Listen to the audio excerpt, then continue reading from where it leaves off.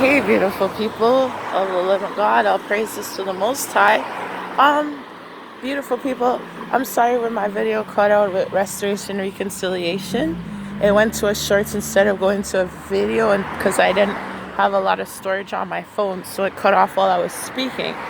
So I just want to continue with what the Father is saying. Father is saying that He is reestablishing the covenant marriages and the covenant children, kingdom marriages and kingdom children, covenant children, with reconciliation and restoration of the family and destroying all your household enemies, so he can establish his covenant with thee, like what he did to Abraham and Sarah, and what he did with Isaac and Rebekah, and what he did with Israel, right?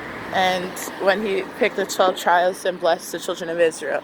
So he's telling you that he's establishing his promise to his people, and that the spouses, the husbands are standing beside their wives in the spirit realm, and the children are crushing out the serpent's head. They have the power.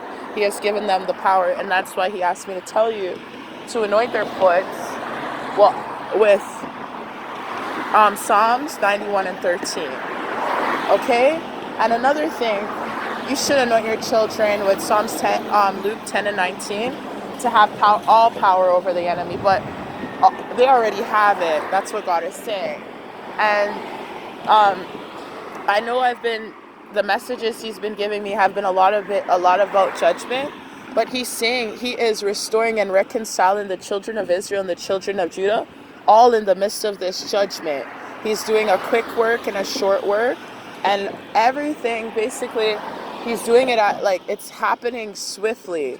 So in the midst of God restoring and reconciling the family and the children, he also is judging the nations.